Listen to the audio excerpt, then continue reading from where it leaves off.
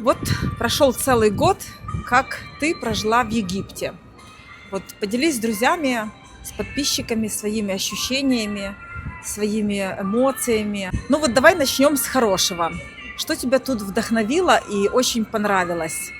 Что было хорошего. Я думала, мы начнем с плохого, если честно. Я даже немножко так дезориентировалась.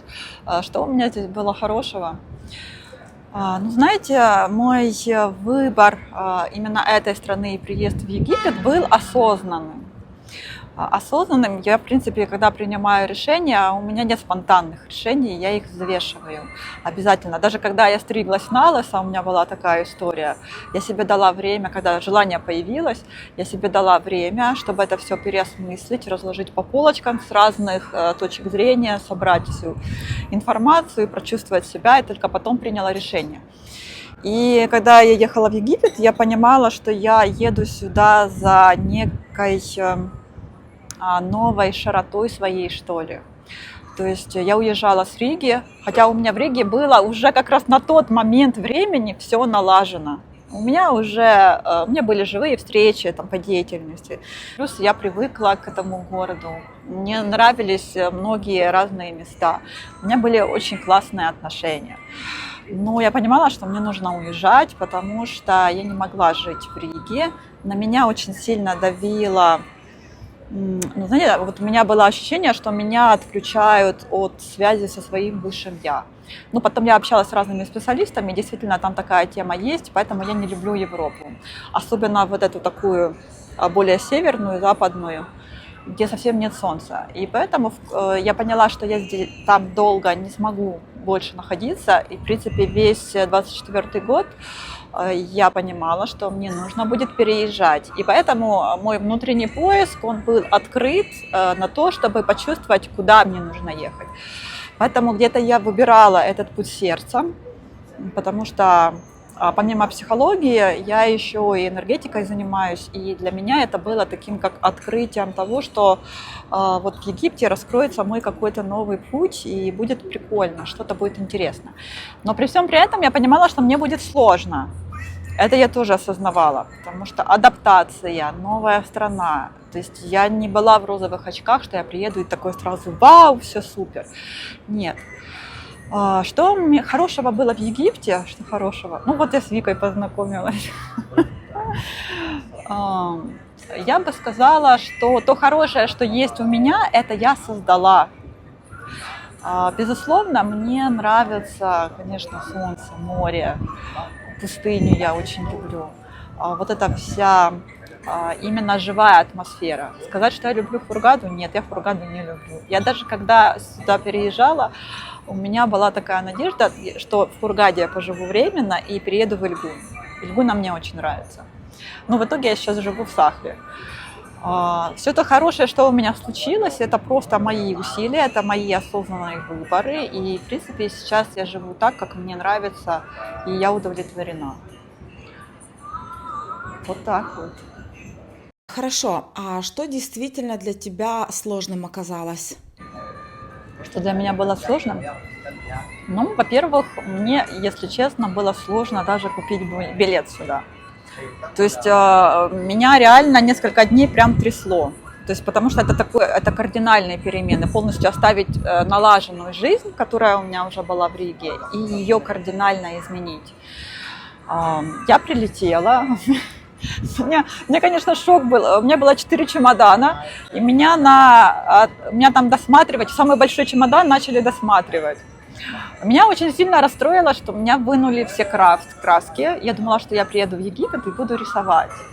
У меня вынули все масляные, акриловые краски. В итоге я до сих пор не рисую, хотя краски мне подарили здесь. Сложно было то, что, опять-таки, было сложно найти дистанционно квартиру, которая бы меня устроила.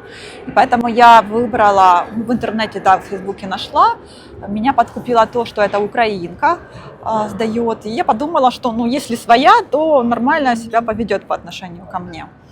Но я приехала, то есть там была такая классная картинка, описание, что море рядом, пустыня рядом, это то, чего мне хотелось, дикий пляж, можно арендовать велосипеды, потом все рядом магазин, супермаркеты, там было написано рядом, есть бассейны, ну, хороший компаунд. Но по факту я когда приехала, я обалдела, потому что квартирка манипусенькая, да, там все были удобства, условия, квартирка манипусенькая оказалась. До моря нужно было идти минут 15-20, плюс оно дикое, грязное, там не покупаешься. Это было у меня разочарование. Я очень расстроилась из-за того, что пустыня грязная. Для меня это очень болезненно. Но вот здесь я в Сахале живу, здесь территория чистая, и ее убирают или как минимум не мусорят, да, это меня радует. А там это я жила в Аляхее, и, конечно, у меня прям, мне аж болезненно было в сердце, потому что я не могу на это смотреть. И каждый раз, когда я гуляла на обратном пути, я ходила, собирала мусор. Я понимала, что я весь не соберу, но тем не менее я это делала. Вот. И вот эти такие вещи, ну, то есть было какое-то разочарование, потому что несоответствие картинки из-за того, что предлагалось. Но в то же время оно компенсировалось эффектом новизны, потому что когда мы переезжаем на новое место, у нас большое количество дофамина вырабатывается. И вот это новый путь, новая жизнь, сразу такая эйфория, вот это все классно, оно эти моменты перекрывало. И потом я когда нашла квартиру уже в Хургаде, ну, в центре, так сказать. Я жила во Флоренции, когда переезжала, эта хозяйка квартиры, она меня кинула на деньги, она мне вернула залог, она мне устроила такую истерику. Вот тогда я, наверное, впервые встретилась с египетским темпераментом, с вот этой какой-то несправедливостью и египетской бешеностью, я даже не знаю, неуравновешенностью, вот, эмоциональностью. То есть женщина, я все оставила квартиру чистой, все прекрасно, все цело, но она мне устроила такой скандал, там сбежались люди, она начала меня снимать на камеру, я тебя в Фейсбуке выложу, она там такой кипиш устроила. А я утром проводила эфир, у меня было как раз занятие, я курс вела тогда, я провела утром эфир, ее муж ломился ко мне в квартиру, я провожу эфир, муж ломится в квартиру, потому что надо им посмотреть, что там происходит. Ну, короче, ужас какой-то был. И, ну, муж, кстати, не египтянин, какой-то европеец был. И какой-то ужас. И она пришла с подбитым фингалом, на меня наехала, что якобы я сложила неправильно подушки в шкаф. Они были изначально сложены не так, поэтому она мне не вернет залог. Я охренела, ну вот серьезно, по-другому не скажу, но так как у меня уже была договоренность, мне надо было перевести вещи, все, я уже была мысленно в другом месте, не знала, да, как обратиться, куда, как решить вопрос, ну, чтобы себя защитить. Я этот вопрос оставила тогда, и ей, да, эти деньги остались. Но я понимаю, что они ей счастья не принесут, и, ну, в любом случае, ну, так тоже бывает. То есть потери в жизни бывают, и к ним нужно нормально, спокойно относиться. Вот такой у меня был первый казус. Что еще для меня сложное было? Ну, знаете, в целом, я не могу сказать, что что-то было сложное, потому что все моменты, которые возникали, они решаемы. То есть у меня уже психика достаточно зрелая, я со многими вещами могу справиться. Вот. Это если бы было там, не знаю, лет 15 назад, меня бы, конечно, выносило эмоционально какие-то вещи, которые случались, ну, страх бы овладевал. Но так как я уже в другом состоянии, поэтому я понимала, что это не ужас ужасный, это просто вопросы, которые надо решить. Конечно, беспокойство доставляли вот эти все моменты с визой, потому что, допустим, там мне сказали первый раз делать перевиз, я на следующий день приехала в визовый центр, в этот паспортный стол, чтобы мне дали возможность договор сделать на аренду квартиры. Они мне сказали, нет, делай перевиз. Ну окей, ладно, первый раз стала в Стамбул. Сложно было еще в чем? Я вот так вспоминала. Сложность была в том, что когда я заболела, когда у меня зуб нагнала, вообще впервые в жизни щеку так нагнала, никогда такого не было. И, конечно, вот здесь важно найти специалиста, который бы мог помочь. Вот в этом была некая сложность. И надо было делать уколы, мне назначили уколы. Я умею другим людям делать уколы, а себе никогда в жизни не делала. И это тоже такая ситуация случилась. Я искала, не могла. То есть вот этой раздутой щекой ходила с температурой, искала антибиотик, не могла купить. И что меня тогда поразило, то есть люди, я заходила там в аптеке, потом меня там в больницу отправили, где могли бы мне сделать укол первый. И меня тогда вот это очень сильно поразило в неприятном смысле, что я зашла в клинику одну на Мамше, и мужчина видел, в каком я состоянии. Тут, там, медбрат или кто он там, или фельдшер, кто он там был. Он говорит, да, мы сделаем вам укол. Я спрашиваю, сколько стоит. Он мне говорит, 120 евро. Я на него смотрю, я говорю, вы в своем уме, чтобы за один укол антибиотика заплатить 120 евро? Ну, он видел, что я иностранка, там все. Я говорю, ну, вы с ума сошли. И вот это очень болезненно, что на горе людей, ну вот с этим я столкнулась, что на горе людей пытаются нажиться. Ну, знаете, как некуда деваться. И это вот как в абьюзивных отношениях. Если тебе некуда деваться, ты начинаешь подстраиваться. И вот этот момент был болезненный. Но я его послала, говорю, нет. И потом он мне говорит, что у нас есть, если вы заполняете анкету там определенную, мы вам этот укол сделаем бесплатно. Представляете? Я, конечно, тогда была в шоке. Но опять-таки из-за того, что, да, я могла заплатить, у меня были деньги, но я не стала этого делать, потому что я считаю, что это несправедливо. И я не люблю поддерживать вот такое вот нездоровое, ну, когда люди пытаются тебя поиметь, и если я это подтверждаю, участвую в этом, я соглашаюсь на насилие. А я не сторонник этого. Я поняла, что это как-то вопрос решится по-другому. И тогда, да, я нашла антибиотики, купила их, и надо же было делать уколы. А на тот момент, так интересно было, где-то за месяц до этого в Хургаду прилетел мой знакомый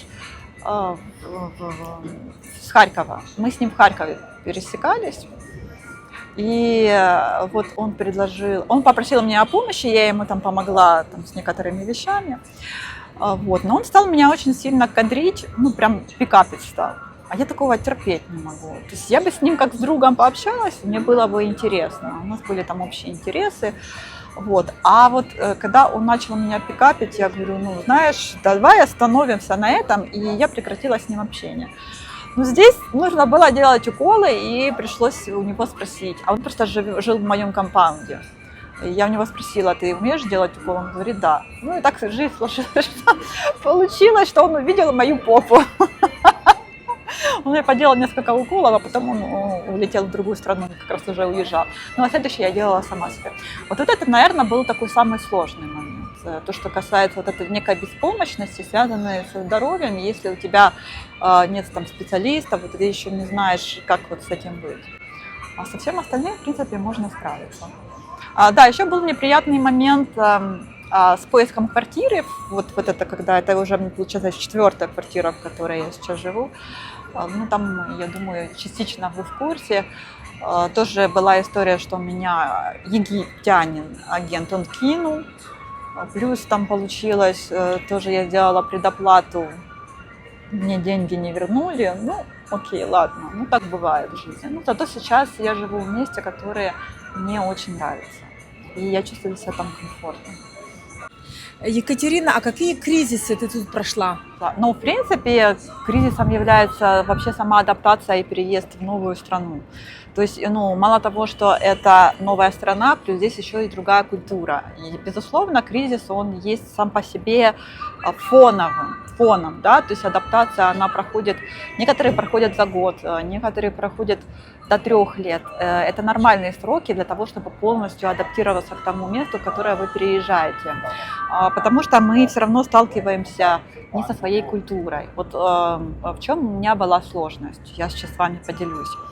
У меня сложность была в том, что, кстати, я здесь даже материться начала.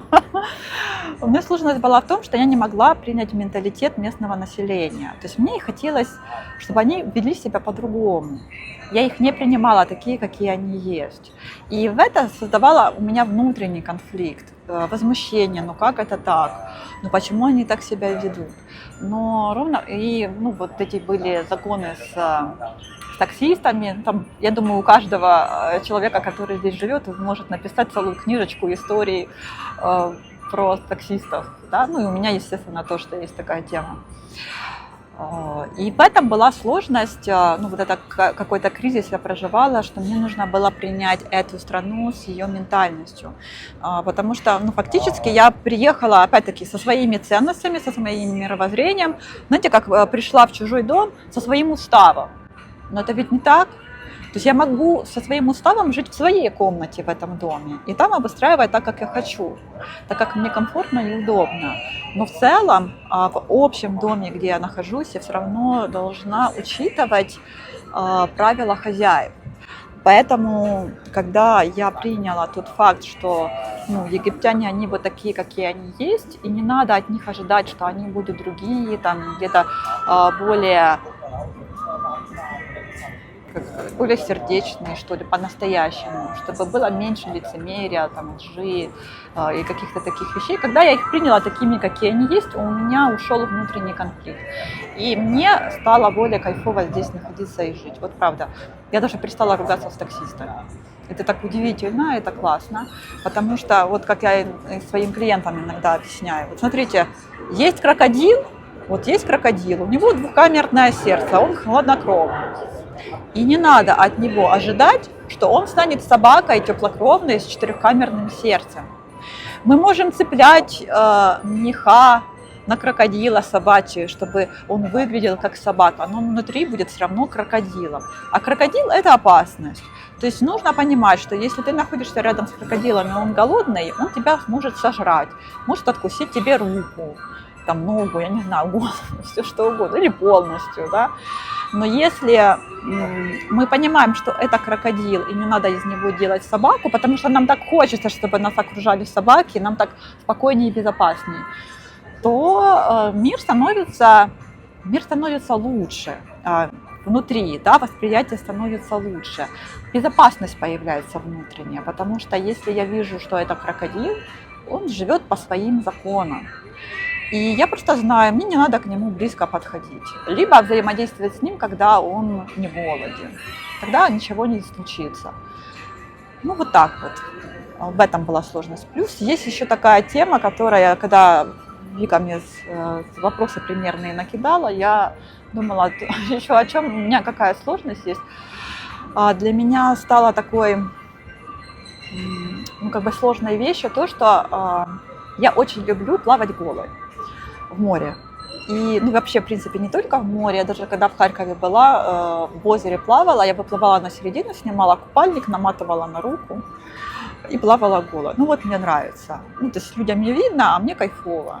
Потом, когда подплывала к берегу, опять надевала купальник, а здесь это сделать невозможно. Вот это меня расстраивает. То есть я не могу соприкоснуться полностью с водой всем своим телом.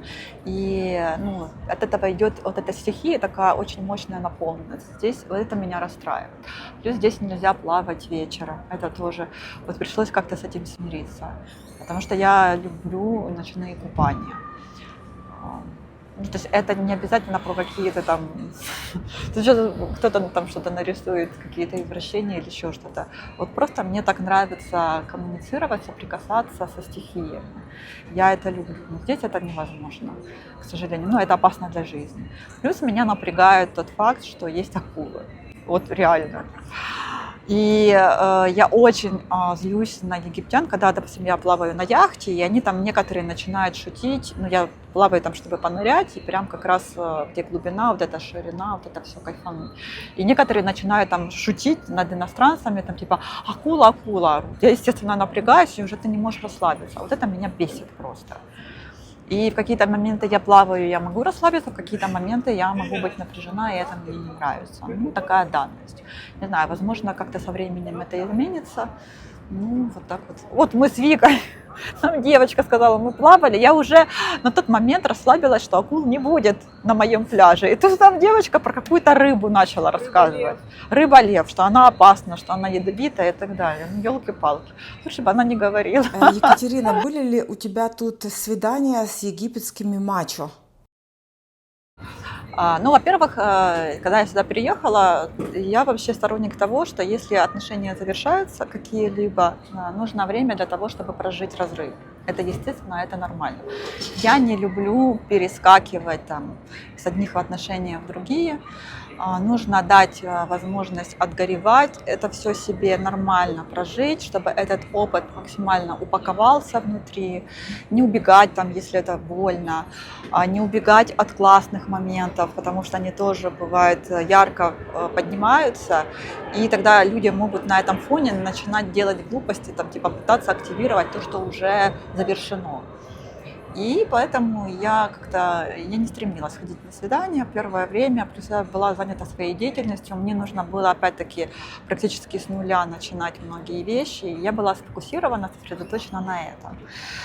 Вот. Но потом я как-то так сходила на несколько свиданий, и с египтянами я не хотела. Тогда это были поляк был какой-то, потом русский мужчина, кто-то там еще, я не помню. Ну и все, мне было, в принципе, неинтересно, но потом я решила сходить на несколько свиданий, потому что я специалист по сайтам знакомств, и когда я нахожусь, если я не в отношениях, когда я нахожусь в какой-то другой стране, мне интересно посмотреть, поизучать в поле, так сказать. Ну, то, что я разбираю анкеты, это мне и так все понятно и очевидно, но мне важно было и посмотреть, как это в реальности люди проявляют себя. Вот. И тогда я сходила на одно свидание с египтянином, это бизнесмен был, ну, такой упакованный, сейчас там скажете, опять я зациклила на деньгах. Да, для меня это нормально, а для меня нормально, когда мужчина может позаботиться о себе и позаботиться о своей семье. Для меня это мужчина, потому что если у мужчины нету вообще ресурсов финансовых, он еще мальчик, и ему нельзя идти в отношения, потому что там и начинается вот эта вся хренотень, тарелочницы и так далее. Стань мужчиной, а потом уже создавай отношения. Поэтому для меня это очень важный момент. Вот. Он бизнесмен, то есть ну, у него все вопросы решены, эти экзистенциальные, да, то есть база у него есть. Вот. Ну и я, конечно, наблюдала, как он будет себя вести. Адреналин был включен сразу с первого. Тогда мы поехали в Сахалин, короче, на большой скорости начал гнать, а я не люблю этого, я уже адреналинила в своей жизни. То есть, смотрите, мы когда выстраиваем свои отношения, у нас активируется 4 гормона любви, и 2 гормона являются ведущими в вашем сценарии отношений. Если у вас ведущими является адреналин с эндорфином, ну, они как бы связки идут, вы будете попадать на адреналиновые, зависимые, абьюзивные отношения. И у меня он был ведущим, поэтому я была в отношениях с абьюзером. Потом я перестраивала свою психику, полностью там, ну, работала с собой, это все перестраивала. И, конечно, сейчас у меня ведущий является окситоцин, и меняется местами или серотонин, но чаще всего серотонин. Да, мне важно признание мужчины. Вот. Ну, он сразу врубил адреналин, а мне плохо, у меня идет сразу отторжение, потому что я знаю, что будет дальше. Ну, мы там погуляли, все нормально. Ну, мужчина интересный, с ним было интересно пообщаться, потому что он много времени прожил в Европе, то есть это не просто египтянин с узким мышлением. То есть мышление у него было пошире, да, среднестатистического человека. Но на второе свидание он мне предложил жить вместе. И тут у меня сразу, ну понятно, ну то есть чувак хочет секса, да, ну чтобы как-то это типа узаконить, то есть ты меня не знаешь, я тебя не знаю, какие жить вместе? Я говорю, нет, я так не делаю, мне надо изучить человека, мне надо понять, насколько я ему доверяю, вообще, чтобы подпустить к себе физически, потому что физическая близость – это уже последний этап отношений, а не первый.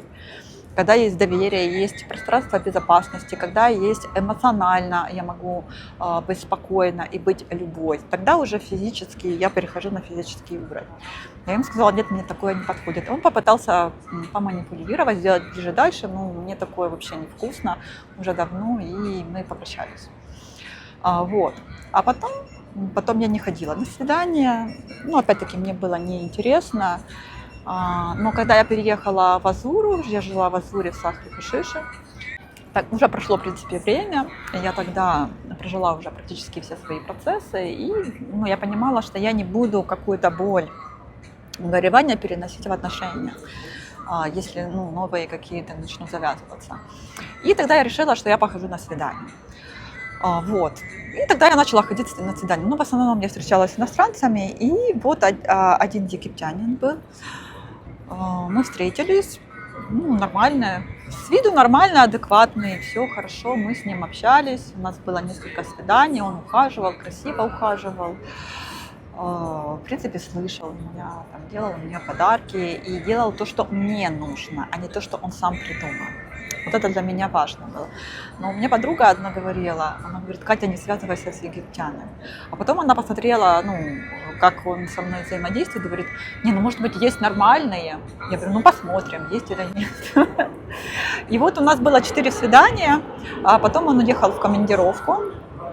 И я понимала, что это будет как раз хорошая проверка. И случился момент, когда я была очень сильно занята, я не отвечала на его сообщения, наверное, часа 4. Я просто телефон не брала в руки, я была занята. У меня была фотосессия, что-то там еще, и я вообще не брала телефон. И мне было интересно, насколько человек выдержит, потому что это очень важно, особенно в этой среде, зная, какие тут они все импульсивные, незрелые. Мне очень было важно, выдержит он вот этот 4-часовой такой блэкаут, да, он справится со своими эмоциями или начнет мне качать права. Он не справился со своими эмоциями, он начал на меня наезжать. Вот. То есть это для меня был уже такой первый красный флаг. Я поняла, окей, человек не умеет себя контролировать. Потому что одно дело сказать: знаешь, я волнуюсь, да, если нет от тебя каких-то сообщений, будь добра, пожалуйста, если есть возможность, ответь мне. Да, если нет возможности, я понимаю, я готов выдержать это, и человек не наезжает. Но если он начинает уже предъявлять претензии, что я должна, обязана сразу отвечать, бежать к телефону, это нездоровая история. И потом он уехал в командировку, и вот здесь вот после вот этого как раз такого блэкаута, как я его назвала, для перезагрузки, я увидела, что он начал применять манипуляции. Я считала, я на тонком плане очень много считываю этих всех. Я считала, что он решил, что я уже его, так сказать. Но я не его, я вообще свободная женщина. При том, что у нас не было никакого ни физического контакта, мы даже не целовались с ним. И у нас было вот такое просто ухаживание. Был некий флирт и были ухаживания. И потом он вернулся. Хотя я ему говорила, что я хочу с ним встретиться. Я была бы рада с ним встретиться, когда он вернется. Он вернулся, он мне не написал. Он взял паузу, и потом он написал где-то дня через 4 уже с наездами. Это типа такая женственность, что ты не пишешь, а вдруг со мной что-то случилось. Я говорю, вообще-то это нормально, когда мужчина пишет первым. И там начался вынос мозга. Я ему это все вернула, конечно, красиво, и предложила ему сходить к психологу, потому что я понимала, что это полный неадекват. И вот этот момент, кстати, когда дистанция, она очень хорошо показывает, как человек себя будет вести, потому что если у него очень сильная травматика, а у него как раз вскрылась травматика сильная, либо он умеет с этим справляться, либо он не умеет с этим справляться. И все, и так наша история закончилась. Он понаезжал на меня, я его отразила, защитилась, и я прекратила это общение. Вот и все мои истории с египтянами. Я не хочу с ними встречаться. То есть это однозначно не тот типаж, который мне подойдет, потому что они незрелые. В принципе, во всей своей сути они незрелые. А мне, допустим, нужен зрелый мужчина. И я знаю, у меня были отношения со зрелыми мужчинами. Это прекрасно, когда мужчина зрелый. Ты можешь быть собой. Это вообще... Ты можешь обсуждать разные темы, тебе никто не предъявляет претензии, ты чувствуешь безопасность на всех уровнях, и на физическом уровне, и на эмоциональном уровне, и на интеллектуальном уровне, никто не обесценивает, тобой восхищает. Вообще, это просто обалденные ощущения, ты чувствуешь спокойствие внутри. А вот это то, что они предлагают, это постоянно вот эти мандраж, качели, вот этот адреналин, вот этот надрыв. А вы же понимаете, наша психика разрушается, ее очень сложно потом восстановить. некоторые не восстанавливаются. Наша гормональная система разрушается, нам здоровье никто не вернет. Все, вот если слетело, люди сходят с ума. У кого-то рак начинается у женщин, кто-то вешается, кто-то там выходит из окна. Ну, это жесть. Екатерина, а что бы вы могли посоветовать тем женщинам, которые собираются переехать жить в Египет? Ну, знаете, здесь сложно что-то посоветовать, потому что я даже не совет, а рекомендацию могу дать. Но ее может услышать только тот, который находится на такой примерно платформе, как и я. А если вы находитесь уже на платформе достаточной зрелости, целостности, вы будете трезво смотреть на весь мир. То есть вы увидите, что здесь нет сказки. А здесь, безусловно, есть свои плюсы, есть свои минусы, и это нормально и естественно. Другим, которые хотят, знаете, вот есть такая штука, что вот если я сейчас перееду в другую страну, у меня жизнь изменится, наладится, случится какая-то сказка, вот случится какое-то волшебство. Но так не происходит. Волшебство случается тогда, когда вы сами берете ответственность за свою жизнь. Тогда мы сами создаем это волшебство, и оно еще больше умножается в нашей жизни. А не что оно как-то все случится само по себе. Это ребенок так думает, мечтает, что вот я сейчас перееду, и все как-то само собой решится. Нет, переезд – это большой стресс. Это огромный стресс. Нужно проходить адаптацию адекватно, не избегать реальности. Я бы посоветовала, наверное, быть честными с собой, не врать себе. И по максимуму быть сфокусированными на себе и быть в ресурсе, быть сфокусированной на себе и давать любовь сначала себе, а не ждать, что вы ее получите где-то извне от этих любителей вешать лапшу хабиби, понимаете? Трезво смотреть на реальность. Сказки нет. Сказку вы можете сами себе создать. И тогда появляется тот человек, который с вами в унисон. Здесь почему многие разбиваются сердца, психика и так далее? Потому что люди едут, думают, что вот сейчас чудо произойдет. Опять-таки, чудо не произойдет. Там, где оно якобы случается, потом вдребезги все разбивается. И это гораздо больнее. Поэтому моя рекомендация – здраво смотрите на мир. Будьте честны с собой и, конечно, все равно вы будете это делать, конечно. Постарайтесь не вляпываться вот в эти все истории, в адреналиновые эти все истории, развешивать уши. Давайте эту любовь, учитесь давать ее самой себе. И тогда будет другое окружение у вас. Тогда вы сможете сказать «нет» вот этим всем нездоровым коммуникациям. Вас тогда будет сложно втянуть вот в эти абьюзивные отношения. Любите себя больше. Вот, я бы так сказала. Любите себя по-настоящему. Не играя, не создавая вот это, то, что я хорошая, а будьте разной, и хорошей, и плохой, целостной. Потому что у нас есть и ангел, и демон внутри. Разрешайте всем частям проявляться, потому что демон, допустим, иногда нужен для того, чтобы выйти и расхерачить тех, кто нас обижает. Он нужен нам, обязательно нужен. И, конечно, нам нужен ангел внутренний, который доверяет миру, доверяет Богу и верит в свой путь. Поэтому разрешите себе быть разной и проявлять себя разным. Потому что если вы хотите верить в сказку, вы там будете делать себя хорошей и плохой части, условно плохой, она неплохая, она просто не принятая, вытесненная, она нам тоже нужна. Нет тогда места. И тогда вам придется проживать болезненный опыт через то, чтобы открыть в себе эту свою темную сторону. И наконец-то ее принять и полюбить. Поэтому, опять-таки, будьте честны просто. Вот моя рекомендация.